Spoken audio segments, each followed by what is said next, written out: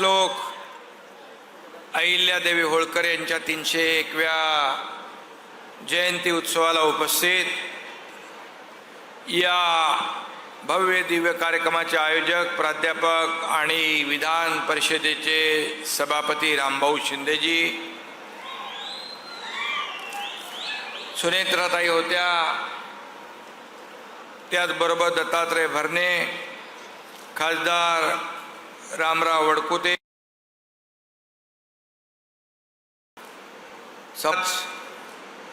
संबोधन झालं ते ज्येष्ठ नेते अण्णासाहेब डांगे,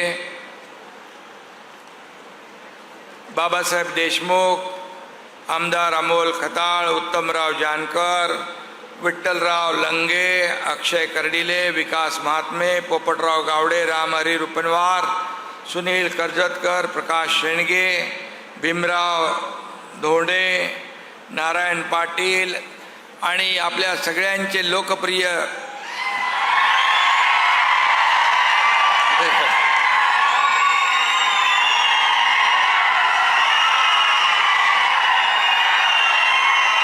आमदार गोपीचंद पडळकर,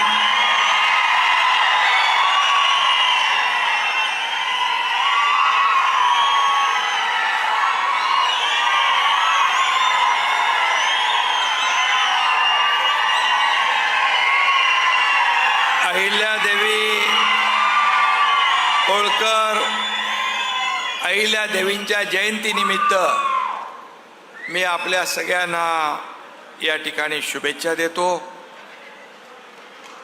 आपला आजचा हा दिवस ऐतिहासिक आहे आणि आनंदोत्सव साजरा करायला तुम्ही आलेला आहात.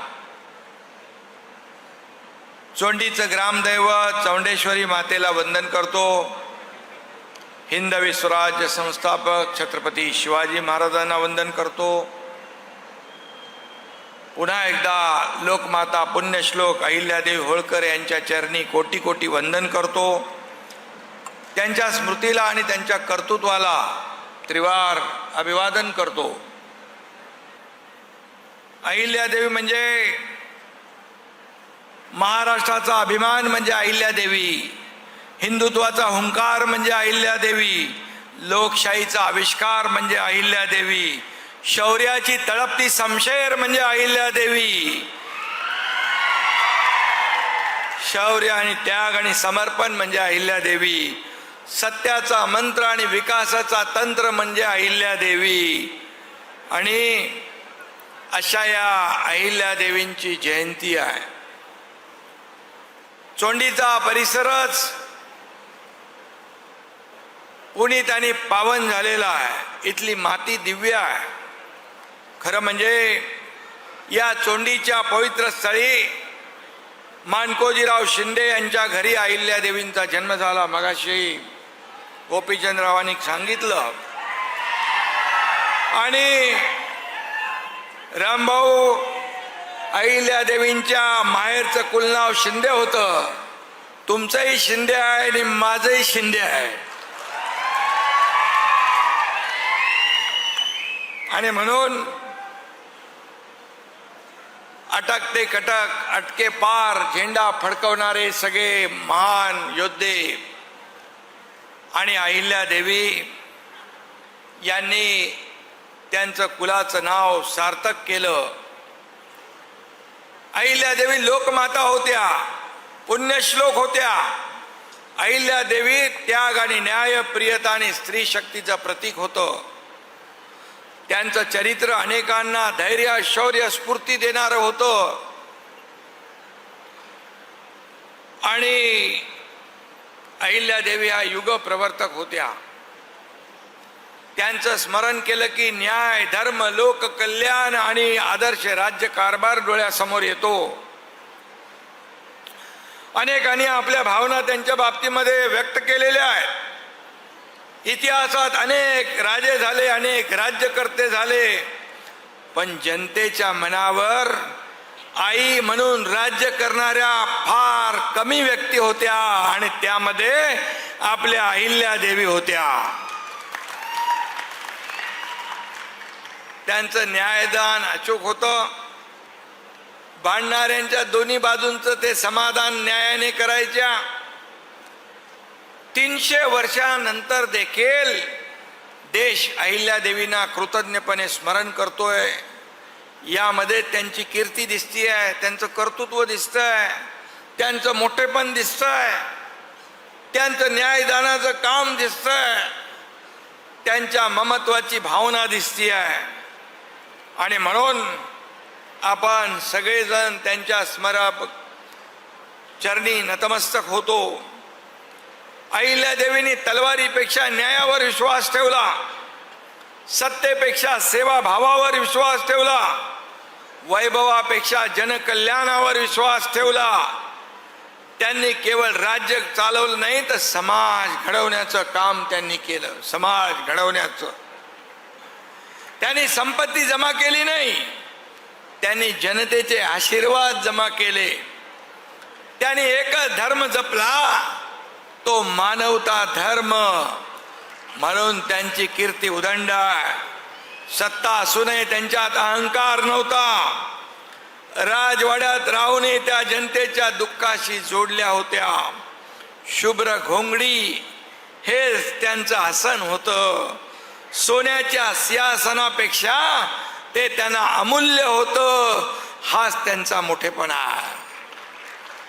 आणि म्हणून आजही त्यांना 300 वर्षानंतर देखील आपण पुण्यश्लोक म्हणतो. पुण्यश्लोक अहिल्यादेवींनी कौटुंबिक आघात खूप सहन केले. अहिल्यादेवींचे पती खंडेरावांचा अकाली मृत्यू झाला. सासरे मल्हाररावांच्या मृत्यूने तर त्यांचा आधारच निकळून पडला. पुत्र मालेराव अवघ्या 22 वर्षाच्या तरुण वयात मृत्युमुखी पडला. नतू नाव असलेला त्यांचा नातू क्षयाला बळी पडला. जावई यशवंतराव फणसे कॉलराला बळी ठरले. त्यांच्या वेदनांचं आणि दुःखाचं वर्णन कोण कसं करू शकतो. तरी सुद्धा आपल्या बाणेदार अहिल्यादेवी डगमगल्या नाहीत, खचल्या नाहीत. शेवटपर्यंत कुणालाही शरण न जाता कठोर कर्मयोग त्यांनी आचरणात आणला. त्या कधी स्वतःचं दुःख कुरवाळत बसल्या नाहीत. त्यांनी कायम जनतेचं दुःख आपलं समजलं आणि त्यावर फुंकर घालण्याचं काम केलं. आदर्श प्रशासन कसं असतं हे दाखवून देण्याचं काम त्यांनी केलं.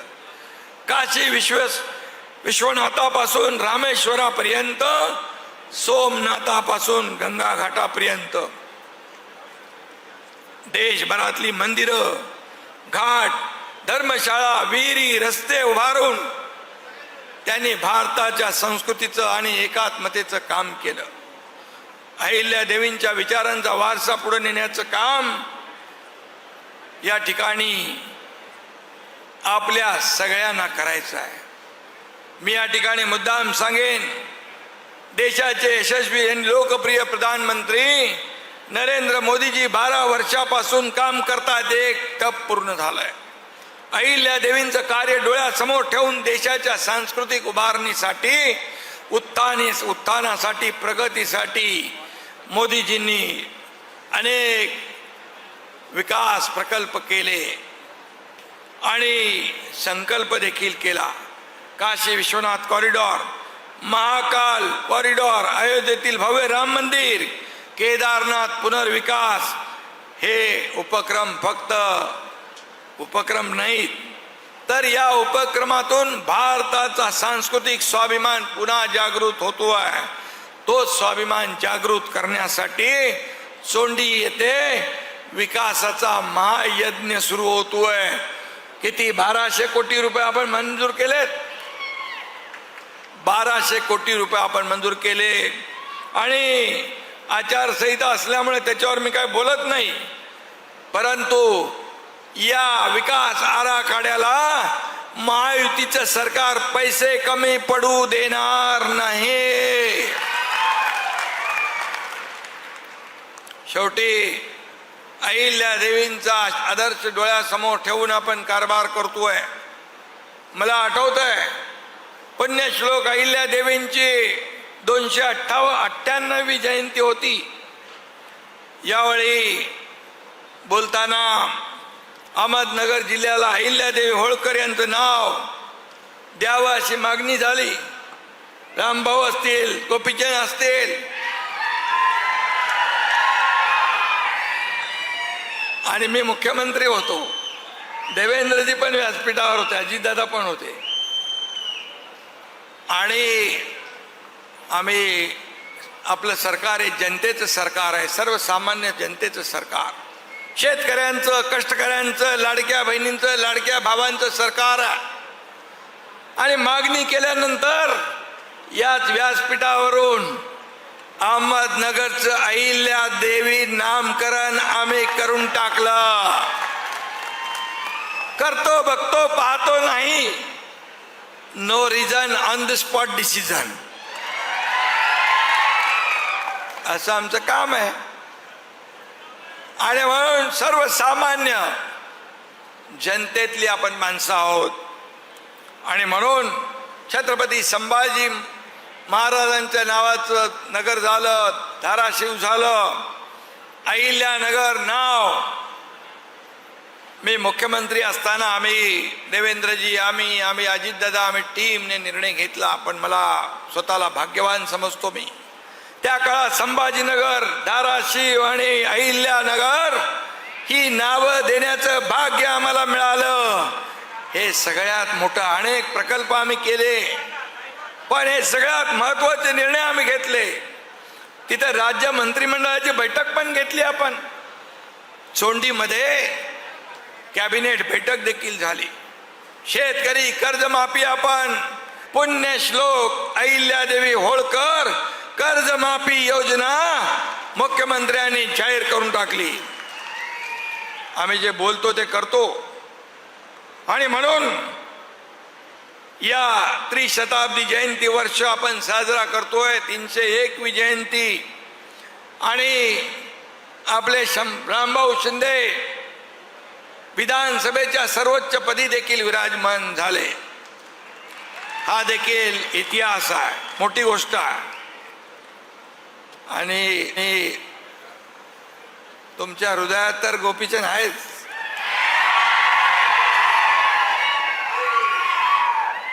मध्यंतरी, अरे एवढे वरडू नका, शांत.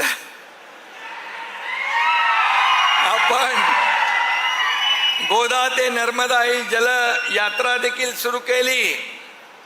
तो फक्त एक कार्यक्रम नव्हता, तर आपल्या संस्कृतीचा, परंपरेचा आणि जलसंवर्धनाचा एक भाग होता, भव्य उत्सव होता. आणि ते अहिल्या देवींनी केलं किती 300 वर्षापूर्वी, ते आपण पुढे नेतोय. आज आपण पाणी अडवा, पाणी जिरवा, जलयुक्त शिवार योजना, जलतारा योजना, हे काम अहिल्या देवीने 300 वर्षापूर्वी सुरू केलंय. किती दूरदृष्टी असलेली आपल्या अहिल्या देवी यांच्याबद्दल किती बोलणार आपण. पावसाळा कमी आहे पाऊस असं म्हणतात, परंतु चांगला पाऊस पडावा आणि चांगली शेती भाती व्हावी, शेतकऱ्यांच्या वरचं अरिष्ट दुःख दूर व्हावं, अशी आपण ईश्वर चरणी, अहिल्या देवींच्या चरणी प्रार्थना देखील करूया. पण कधी काय कमी पडलात तर शेतकऱ्यांना आम्ही वाऱ्यावर सोडणार नाही. शेतकऱ्यांच्या पाठीशी आम्ही खंबीरपणे उभे राहणार. ते आम्ही दाखवून दिलेलं आहे. कर्जमाफी असेल, वर्षाला 6,000 रुपये, शेतकरी सन्मान योजना असेल, पीक विमा योजना असेल, अनेक निर्णय आम्ही घेतले. आजच्या काळात महिलांच्या सक्षमीकरणासाठी आपण बोलतो, पण त्याचं जिवंत उदाहरण म्हणजे अहिल्या देवी. त्यांनी दाखवून दिलं की स्त्री केवळ घराची शक्ती नसते, तर संपूर्ण राष्ट्राला दिशा देणारी शक्ती असते. आणि म्हणून आपल्या लाडक्या बहिणींना आम्ही आत्मनिर्भर करण्याचं काम केलंय, आत्मसन्मान मिळवून देण्याचं काम केलंय. लाडकी बहीण योजना सुरू केली तेव्हा अनेकाने विरोध केला, पण मी आपल्याला सांगतो या व्यासपीठावरून, कोणी माईकाला आला तरी लाडकी बहीण योजना कधीही बंद होणार नाही. आणि म्हणून लाडक्या बहिणींचं सक्षमीकरण हा आमचा अजेंडा. म्हणून मी आपल्याला एवढं सांगतो की आज या जयंतीनिमित्त ही कल्याणकारी जी काय राजवट जी आपण महाराष्ट्राने पाहिली, देशाने पाहिली, स्वराज्य देणारे छत्रपती शिवाजी महाराज आणि दुसरं नाव राजमाता पुण्यश्लोक अहिल्यादेवी होळकर, हे आपला अभिमान आणि स्वाभिमान आहे. याचा आपल्याला अभिमान आहे. शिवरायांनी स्वराज्याची ज्योत पेटवली, हिंदवी स्वराज्य वाढवलं आणि पुण्यश्लोक अहिल्यादेवींनी आपल्या कार्याच्या माध्यमातून हिंदवी स्वराज्याचा विस्तार संपूर्ण देशभर केला. याचा आपल्या सगळ्यांना अभिमान आहे. अभिमान. त्याने अहिल्यादेवींनी धर्म रक्षणासाठी, समाज रक्षणासाठी उभं आयुष्य वेचलं. त्याने कधी अंधश्रद्धेला थारा दिला नाही. महिलांनी घरात न बसता कर्तृत्व गाजवावं म्हणून अहिल्यादेवींनी माता भगिनींना स्वतःच्या पायावर उभं केलं. त्यांचं सैन्यही उभारलं. अशा अहिल्यादेवींची जयंती आज या ठिकाणी आहे. आणि म्हणून मी आपल्याला एवढंच सांगतो की अहिल्यादेवींच्या या चोंडीमध्ये जे काय भव्य दिव्य या ठिकाणी विकास आराखडा, या ठिकाणी पूर्ण आपल्याला हे वातावरण बदलायचं आहे. आणि म्हणूनच इथं येणारा प्रत्येक माणूस नतमस्तक होतो, मग त्याची आदराने मान झुकते. असं हे चोंडी हे पवित्र स्थान आहे. आणि म्हणून मी पुन्हा एकदा सांगतो, मुख्यमंत्री सकाळी येऊन दर्शन घेऊन गेलेत. आणि म्हणून मी पुन्हा एकदा सांगतो, रामभाऊ गोपीचंदराव आपल्या सगळ्यांना की या ठिकाणी जे जे काय आवश्यक आहे, आपला विकास आराखडा आता मोठा आहे, पण जे जे काय आवश्यक आहे कुठेही इंचभर पण काही त्रुटी राहता कामा नये. त्यासाठी पैसा कमी पडणार नाही, हे पुन्हा एकदा मी आपल्याला सांगू इच्छितो. आणि म्हणून मी आपल्याला पुन्हा एकदा शुभेच्छा देतो. तुम्ही ज्या ज्या काही मागण्या केलेल्या आहेत त्या माझ्या लक्षात आहेत. आणि या बाबतीमध्ये मुंबई पुणे रस्ता जो आहे शिंगरोबाच्या बाबतीत, तेही माझ्या लक्षामध्ये आहे. आणि म्हणून या समाजासाठी जे जे काही करता येईल ते केल्याशिवाय आमचं सरकार स्वस्थ बसणार नाही, हा शब्द आपल्याला देतो. पुन्हा एकदा मनापासून धन्यवाद. जय हिंद, जय महाराष्ट्र.